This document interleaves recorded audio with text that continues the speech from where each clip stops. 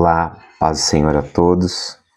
Meu nome é Jorge Alves. Eu estou gravando esse vídeo como um suporte para o nosso curso EDTADEMP.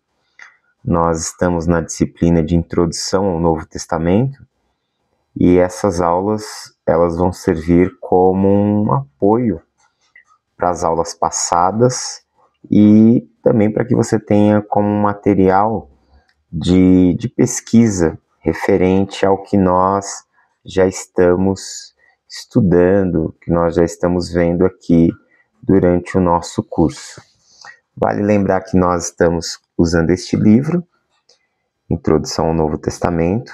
Dentro desse módulo, nós vamos estar tratando de alguns assuntos e eu quero começar com uma fala introdutória para que nós possamos entender a produção do Novo Testamento. Então, hoje eu quero fazer uma introdução histórica ao Novo Testamento. Nós vamos entender que o Novo Testamento, os textos do Novo Testamento, que são os 4 evangelhos, Atos dos Apóstolos, as cartas, a seção das cartas que vão de Romanos até Judas e o Apocalipse, foram escritos no ambiente do primeiro século da Era Comum, ou primeiro século depois de Cristo. Porém, esses textos, esses escritos, eles recebem influências históricas, influências culturais, influências teológicas, ideológicas. Então hoje nós vamos entender um pouquinho como começa esse movimento.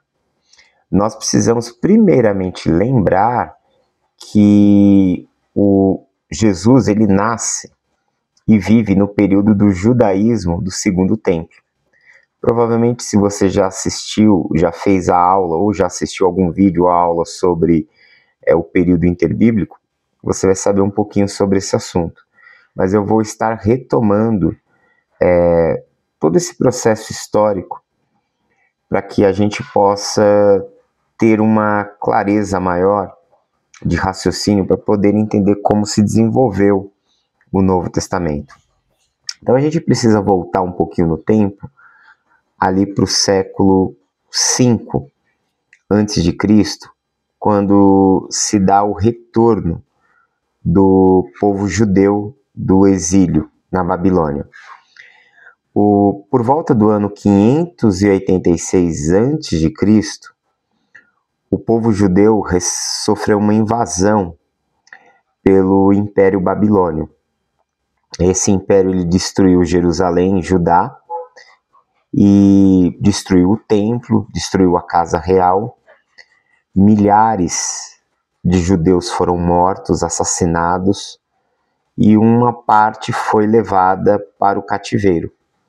Logicamente, esse processo aconteceu em 2 momentos, né? Primeiramente em 597, aliás, em 3 momentos, né? Em 597, depois em 592 e o último em 586, quando Jerusalém foi totalmente destruída, o templo foi destruído, os objetos sagrados foram levados para a Babilônia. Muitas pessoas morreram, houve um genocídio e parte do povo foi levado como escravo para a Babilônia. Logicamente, a Babilônia era um grande império, então muitos judeus ficaram espalhados por várias partes dos domínios da Babilônia. Esse período durou quase 70 anos, ok? Passado esse período, você vai ter alguns registros, principalmente no livro de Esdras. Acho que Esdras, Neemias são a base para que a gente possa começar a entender um pouquinho esse movimento do retorno do cativeiro, do retorno do exílio. Por volta do ano 524, 520 ali, Ciro ele assume o governo. A Babilônia ela é vencida pelo Império Medo-Persa. E Ciro era o seu líder, o seu rei, o seu governante. E ele escreve um documento autorizando os judeus a voltarem novamente para sua pátria. a voltarem novamente a reconstruírem suas vidas. Logicamente que apenas um pequeno percentual desse grupo resolveu voltar, porque eles já estavam vivendo lá há muito tempo, eles já tinham construído sua vida, já tinham estabelecido famílias, já estavam vivendo uma vida comum, já estavam se adaptando. Quando eles retornam, o primeiro empreendimento que eles querem realizar é a reconstrução do templo. E eles tiveram muitas dificuldades. O livro de Esdras, no Antigo Testamento, ele vai ser um livro que ele vai te mostrar dos desafios da reconstrução do templo. Por fim, parte desse templo foi reconstruído, mas ele só foi terminado ali próximo dos dias de Jesus. Basicamente, alguns anos antes de Jesus nascer, por Herodes. Herodes, ele termina esse empreendimento. Então, eu posso dizer que eles levam quase 300 a 400 anos nesse processo. Eles reconstroem uma parte, mas quem faz a grande reforma, quem o torna um templo suntuoso, lógico, longe de ser o primeiro templo construído por Salomão, mas um templo bem melhor do que eles começaram a reconstruir quando voltaram, foi Herodes no século I antes de Cristo. Bom, como eu disse, ali se inaugura o chamado período pós-exílico, ou período do judaísmo do Segundo Templo. Por quê? Porque no Segundo Templo, nesse momento, a religião de Israel, o culto judaico, ele sofre mudanças muito grandes. Se você olhar, por exemplo, para o primeiro templo, para a época do primeiro templo, e você vai conhecer a fé israelita do primeiro templo nos livros de Samuel e de Reis, principalmente no livro dos Reis, onde você vê isso, no livro dos Reis e no livro das Crônicas. Mas principalmente o primeiro e o segundo livro dos Reis, e aí o livro dos profetas, Isaías, parte de Jeremias, livros como Oséias e Amós e tantos outros ali, vão registrar bem esse período do primeiro templo. Uma crença que muda radicalmente e que poucas pessoas percebem é que o Israel, por exemplo, do primeiro templo, ele é um Israel que crê num Deus, em um único Deus, ele crê em Yahvé, porque esse é o nome pelo qual Deus é chamado. Lógico que existe uma discussão acadêmica muito grande. Uns falam que o nome que era proferido ali pelos israelitas do primeiro templo era Elohim, eles adoravam Elohim. Outros dizem que já existiu o culto a Yahvé. Bom, Yahvé era o Deus principal, era o único Deus, é o Criador, é o Deus que está criando o mundo e todas as coisas. A comunidade de Israel crê em um único Deus, que é o Deus que os tirou do Egito, que é o Deus que os conduziu pelo deserto, que é o Deus que lhes deu a lei. Porém, se você perceber na literatura desse período, e até mesmo no livro dos Salmos, de muitos salmos que remontam a esse período, Israel cria em um único Deus, mas acreditavam que existiam outros deuses. Esse tipo de crença nós chamamos de monolatria, ou seja, eles adoravam um único Deus, Yahvé, porém eles reconheciam que os deuses das outras nações existiam, ok? Por isso que você vai ver sempre, por exemplo, um episódio lá em 1 Samuel, onde a Arca da Aliança ela é colocada diante do templo de uma divindade chamada Dagon, um deus que era forma meio homem, meio peixe, e de repente no outro dia aquela imagem está caída, quebrada, destruída no chão. Você vai ver que há alguns salmos que fazem menção de que Deus é superior aos outros deuses. Então eles acreditam que existam outras divindades, mas que o Deus de Israel é superior a elas. Essa é uma mentalidade, uma crença que está sempre presente dentro do Israel ou do chamado, entre aspas, judaísmo do primeiro templo. Já no judaísmo do segundo templo, eles não acreditam mais na existência de outros deuses. Eles acreditam apenas na existência de um único Deus, ok? De um único Deus. Então eles deixam de ser monolátricos para serem monoteístas. Então agora a crença é na existência de um único Deus e que só existe esse único Deus. Os outros, os que as nações adoram, não são deuses. Passam a se tornar, na mentalidade, na teologia do judaísmo do segundo templo, chamada de demônios.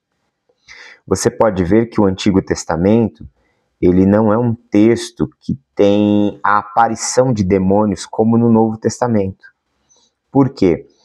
Por conta dessa cosmovisão teológica, cultural, que eles olhavam para os deuses das outras nações como sendo divindades, mas como sendo inferiores ao Deus de Israel, que é o Criador de todas as coisas.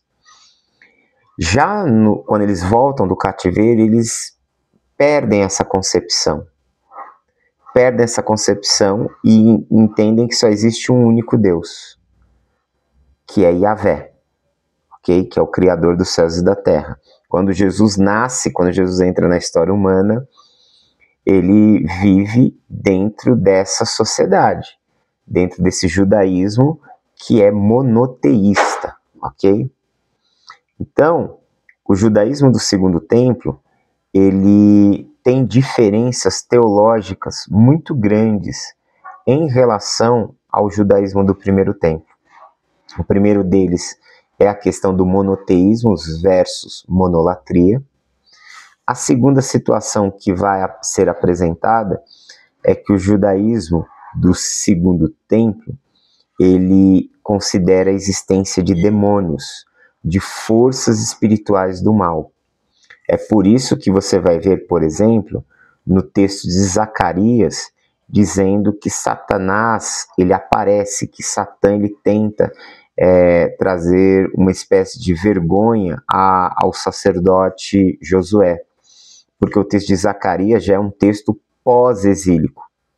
Você vai ver que nenhum outro profeta faz menção a demônios, porque são textos anteriores ao cativeiro, ao exílio. E aí a crença teológica era diferente. Então você já tem uma mudança de pensamento acontecendo nesse período, ok? Então o Novo Testamento, o texto do Novo Testamento é produzido dentro do judaísmo do segundo templo, que já assume essas crenças, ok? E aí a gente precisa entender que o texto do Novo Testamento, a produção literária, teológica desse texto, sofre influências dos persas, sofre influência do pensamento grego, sofre influência do próprio Império Romano. Do Império Romano, a influência é bem menor. Eu acho que, do ponto de vista cultural, teológico, filosófico, de cosmovisão, as grandes influências são persas e gregas. E qual foi a grande influência do pensamento persa para o judaísmo do segundo templo e para a mente dos autores do Novo Testamento? Primeiro, que, como eu disse, no judaísmo do primeiro templo, embora a crença, fosse monolátrica, o judeu, o israelita dos dias de Salomão, dos dias dos reis, dos dias de Ezequias, dos dias dos reis de Zedequias, do período, né, da monarquia, eles entendiam que tanto bem como mal era produzido por Deus. Então Deus, ele dava vida, ele poderia dar saúde, mas Deus poderia tirar a sua saúde. Deus poderia te castigar com infortúnios. Deus poderia te abençoar e te amaldiçoar. Tudo estava nas mãos do Eterno, tudo estava nas mãos de Elohim ou Yahvé. Então dele provinha o bem e provinha o mal. Por isso você tem textos como Isaías 45, onde o texto diz: eu crio a luz e crio as trevas, faço o bem e promovo o mal. Por quê? Porque ela é uma cosmovisão teológica dizendo que bem e mal são provenientes de Deus, são ações de Deus em relação ao seu povo. Então eles têm um olhar unilateral, eles têm um olhar apenas de um ponto de vista, que tudo provém de Deus. Quando eles vão para Pérsia, quando eles vão para o cativeiro e sofrem influência da Babilônia, mas principalmente do pensamento medo-persa, dos persas, existe uma figura que teve muito destaque, que foi muito conhecido no Oriente Antigo, que foi Zoroastro. Zoroastro foi um líder de um movimento espiritual que ficou conhecido, filosófico espiritual, que ficou conhecido na Antiguidade como Zoroastrismo. O Zoroastrismo, ele tinha um conceito de mundo que recebeu influências muito provavelmente do Oriente, de uma outra parte do Oriente. Porque vale lembrar que nesse período aqui a gente está falando mais ou menos do ano 500, 400. E você tem ali, logicamente que há uma distância muito grande, mas você tem na China um texto sendo produzido que é um texto chamado Tao Te Ching, que é o livro das mutações. Ele é atribuído a um monge chamado Lao Tse, ok? Me parece que o zoroastrismo, eu não sei quem influencia quem, se os conceitos zoroastristas influenciam, chegam até a China e refletem nessa produção filosófica, ou se vem exatamente da China para o Oriente ali, para os lados ali da Pérsia, onde hoje é a Turquia, aquela região ali, e influencia, mas passa-se no zoroastrismo a um conceito de mundo que a gente chama de conceito dualístico, ou seja, no zoroastrismo surge a crença de forças do bem em oposição a forças do mal, que o mundo, que a existência, ela acontece dentro desse movimento dualístico, desse movimento onde existe um bem, e esse bem ele está em conflito com o mal, e é exatamente no equilíbrio dessas forças em que o mundo ele vai existindo, ora sendo absorvido um pouco mais pelo bem, ora pelo mal, e essas duas forças elas estão em oposição. Esse conceito de bem e mal passa a fazer parte do pensamento judaico no Segundo Templo. Por isso agora eles compreendem a ideia de um Satã, de um acusador que tenta manchar, que tenta trazer vergonha para o povo de Deus. Então a teologia judaica ela passa a ter a imagem de um tribunal onde Deus é o juiz e onde existe um promotor de acusação, que é o Satã. O conceito de Satã é um conceito que está atrelado a tribunal, um promotor, alguém que faz acusação, e aí sempre um conceito de alguém que vai defender uma determinada pessoa. Sempre na literatura, nas literaturas rabínicas vão aparecendo anjos, mas a ideia é apontar para um Messias, para um tal de Mashiach em hebraico, um ungido, alguém que faria essa mediação de conflitos e que seria o promotor da justiça e que o Satã não teria poder de acusação. Então isso vai surgindo dentro dessa literatura aí, século IV, século III, século II, século I a.C., passa-se a haver uma produção literária muito grande, uma produção teológica muito grande, e essa produção teológica e literária, ela passa a incorporar esses elementos. Então agora você tem o quê? O conceito de bem e mal. Você vai ver isso muito presente nas páginas do Novo Testamento, onde você tem principalmente ali relatado nos evangelhos, esse conceito onde as pessoas elas são atacadas por demônios, por forças espirituais do mal. Jesus ele representa, ele traz o bem, a justiça, a salvação, e você vê essa ação de Jesus quebrando com o poder do mal. Então, essa se torna uma ideia teológica muito difundida no Novo Testamento. Então, além dessa influência, nós temos também já a inserção da língua. Nós passamos a ter lá na região da Babilônia, da Pérsia, o hebraico ele passa a dar lugar para o aramaico. O aramaico ele constituía das letras, das grafias que nós temos hoje no hebraico moderno. Dentro desse curso do ETADEMP, nós teremos aulas de hebraico também, pelo menos o nível 1. Você vai aprender, e provavelmente você já deve ter visto em algum lugar, o hebraico, como você lê hoje, essa grafia do hebraico, ele é retirado do aramaico. O hebraico dos dias de Davi, dos dias dos reis, ele era um hebraico de um formato diferente, a gente chama ele de paleográfico, ok? E vai sofrendo as alterações, ele absorve aquele formato de letra quadrático, que é do aramaico, e o aramaico ele passa a ser uma língua comum de fala. Então você vai vendo que com isso o hebraico ele vai ficando preservado apenas dentro da literatura sagrada. São os textos da Torá, os textos dos profetas, da lei, eu chamo lei de Torá porque essa é a palavra mesmo, os textos dos profetas. O texto da Bíblia hebraica é um texto que está em hebraico. Então o hebraico ele vai ficando restrito à produção religiosa. Mas a fala, a linguagem é o aramaico. Tanto que Jesus, os apóstolos falavam aramaico. O aramaico ele é o quê? Ele é uma herança do cativeiro, desse período do exílio. Então olha só quantas diferenças vão acontecendo, né?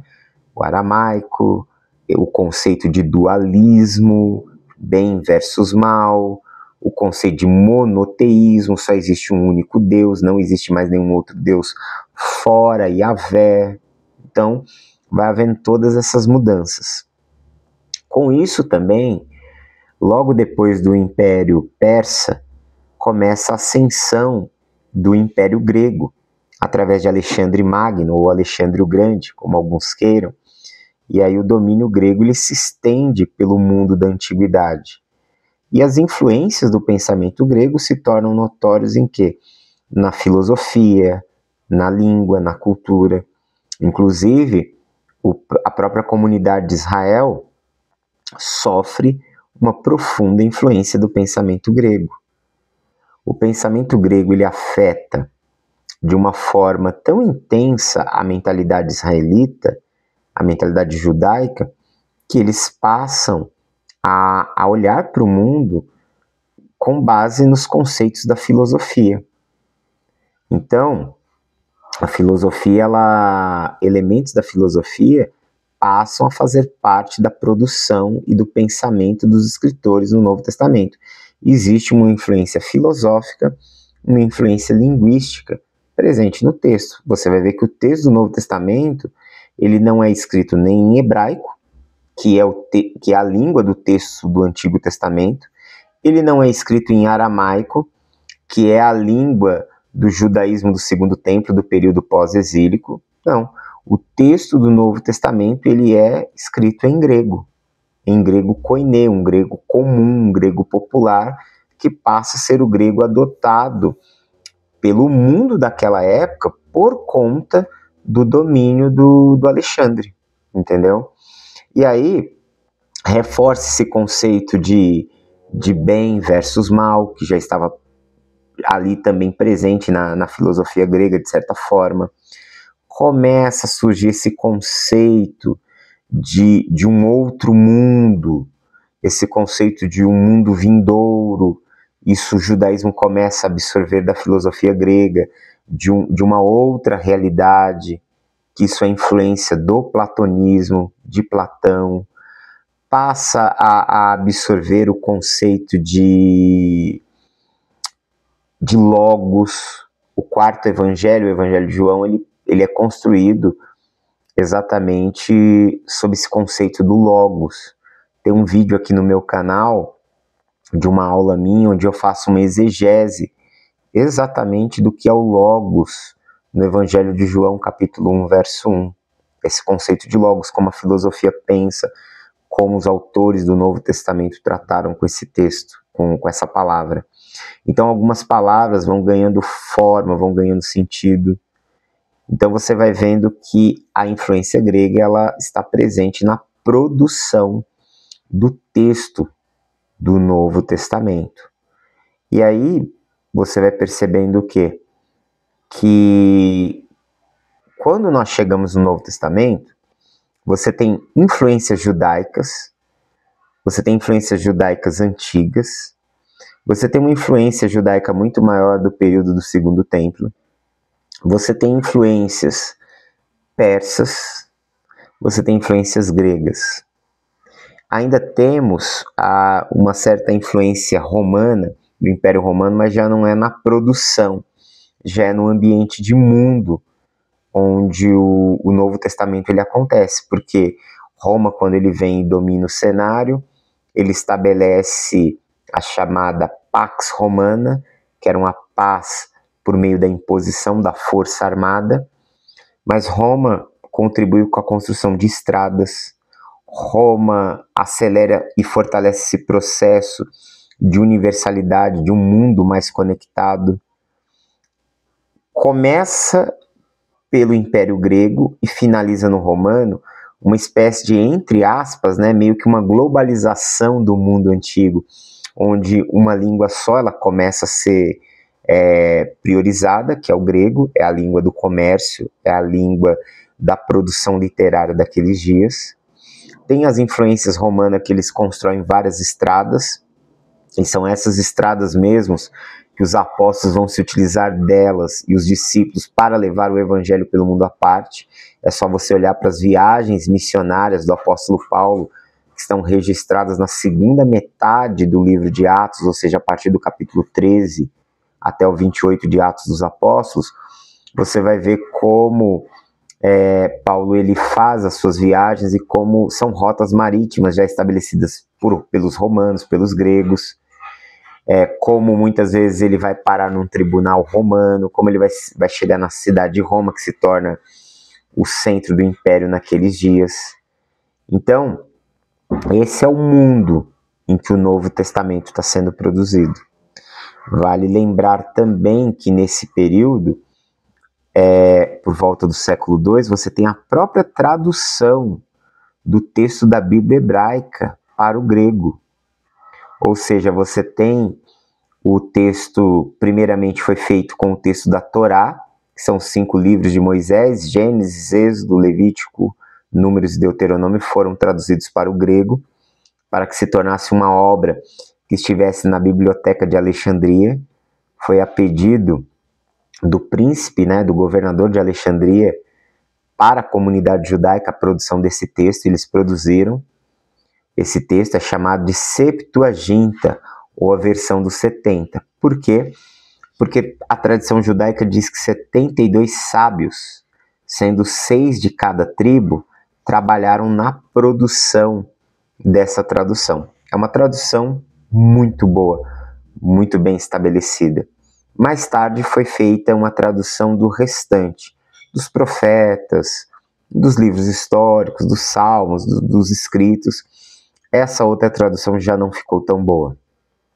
Já sofreu muitos erros na tradução, muitos erros assim conceituais, ou seja, tem uma ideia em hebraico e aquela ideia ela não foi preservada no texto grego.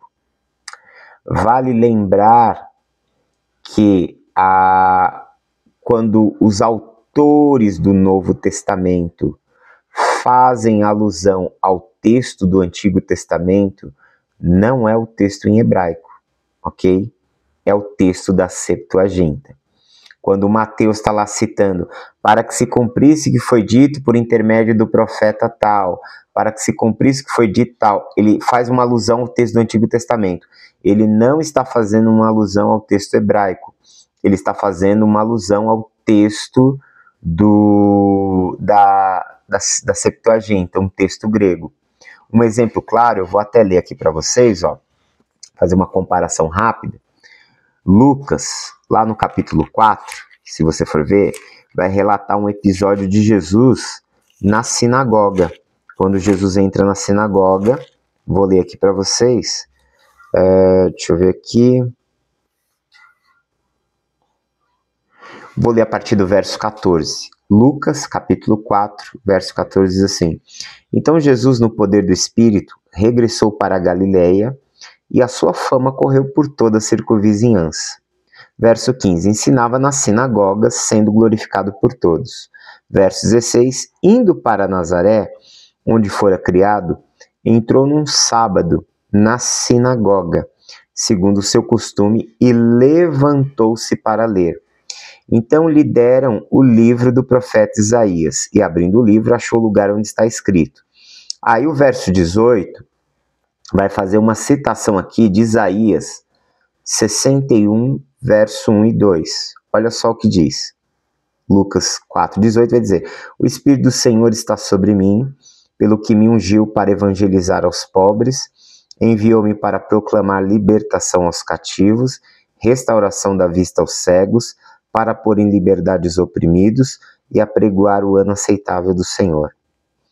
Esse trecho aqui que Lucas cita, ele está citando partindo do texto grego. Ele não está citando o texto hebraico. E aí, você vai me perguntar, como você sabe disso? No texto grego de Lucas, ao citar, ele é semelhante ao texto grego de Isaías, que é diferente do texto hebraico de Isaías. Então, a ciência pela qual a gente examina isso é chamada de crítica textual. É na crítica textual que nós fazemos as comparações de manuscritos. Eu vou ler aqui na minha Bíblia, Isaías 61, verso 1 e 2, que é uma tradução do texto hebraico. O texto do Antigo Testamento que nós temos na nossa Bíblia é uma tradução diretamente do texto hebraico, não da Septuaginta. A Septuaginta ela é usada para fazer comparações no processo de tradução, para ajudar a identificar um determinado termo, uma determinada palavra. Então tá aqui, ó, Isaías 61, Antigo Testamento. O Espírito do Senhor Deus está sobre mim, porque o Senhor me ungiu para pregar boas novas aos quebrantados, enviou-me a curar os quebrantados de coração, proclamar libertação aos cativos, pôr em liberdade os algemados, e apregoar o ano aceitável do Senhor. Se você for ver no próprio texto, só se você pegar a sua própria Bíblia, na linguagem que você tem, e comparar Isaías 61, no seu texto do Antigo Testamento, com a citação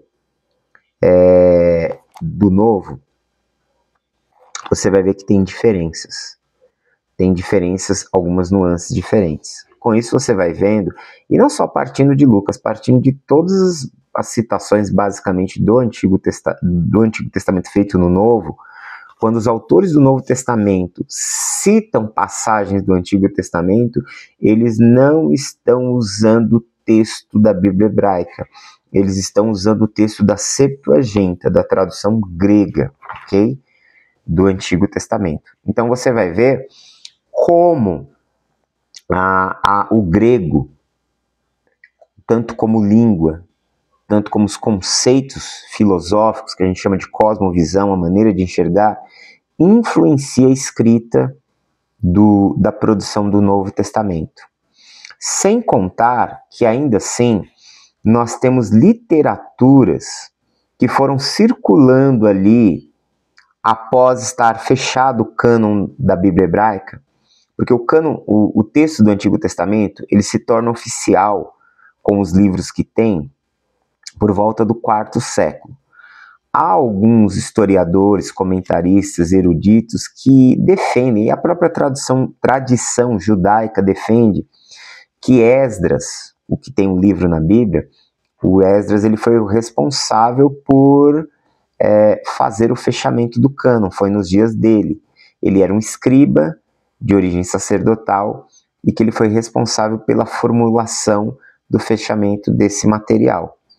É questionável, mas a tradição defende esse ponto, embora eu ainda digo que é muito questionável.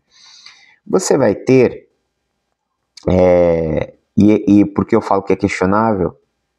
Porque depois você vai ter o fechamento da Septuaginta, e a Septuaginta ela acrescenta outros livros que não tem no cânon da Bíblia hebraica, que esses livros que vão pertencer à Septuaginta vão estar na Bíblia católica.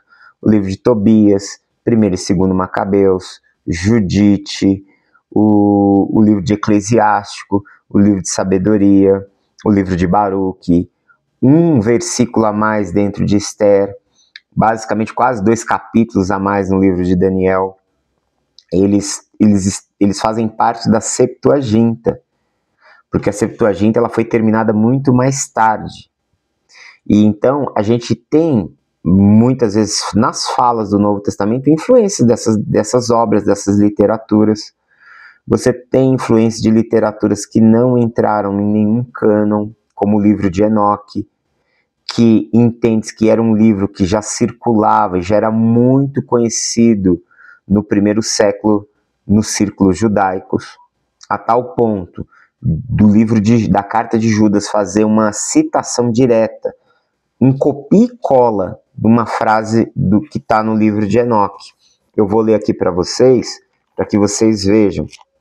Logicamente que eu não estou aqui, não tem um livro físico de Enoque aqui, mas eu vou mostrar aqui uma citação do texto de Judas. Judas é a penúltima carta, penúltimo livro do Novo Testamento. Deixa eu achar a citação aqui. Verso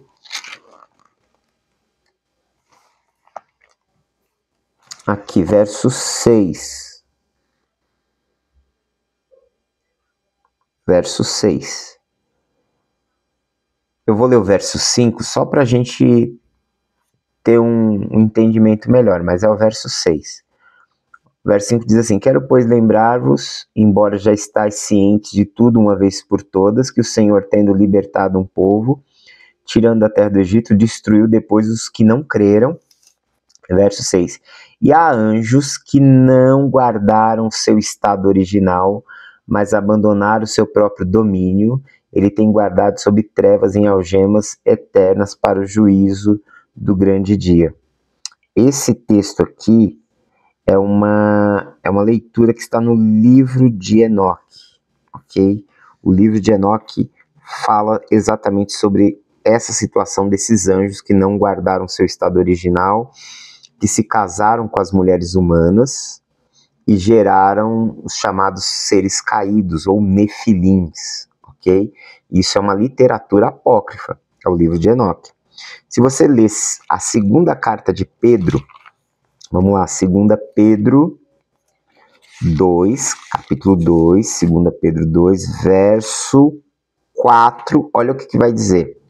Ora, se Deus não poupou a anjos quando pecaram, antes precipitando-os no inferno, os entregou a abismo de trevas, reservando para o juízo. Também é uma citação do livro de Enoque, ok? Então a gente vai ver que o Novo Testamento, a produção do livro do texto do Novo Testamento, recebe muitas influências, muitas influências. Então, aqui eu queria nesse vídeo só apresentar isso para você, ser uma introdução rápida, embora eu já levei aqui quase 40 minutos falando, mas ela é rápida porque a gente tem muita coisa por trás disso, mas uma introdução sintetizada, uma introdução histórica ao Novo Testamento. Então, o texto do Novo Testamento vai ser produzido nesse ambiente. num ambiente pós-exílico, no judaísmo do Segundo Templo, com as influências do pensamento persa, do pensamento grego, no mundo já influenciado também pelo Império Romano. Tá certo? Então, que Deus abençoe e que você possa fazer um bom proveito dessa aula e até o nosso próximo encontro.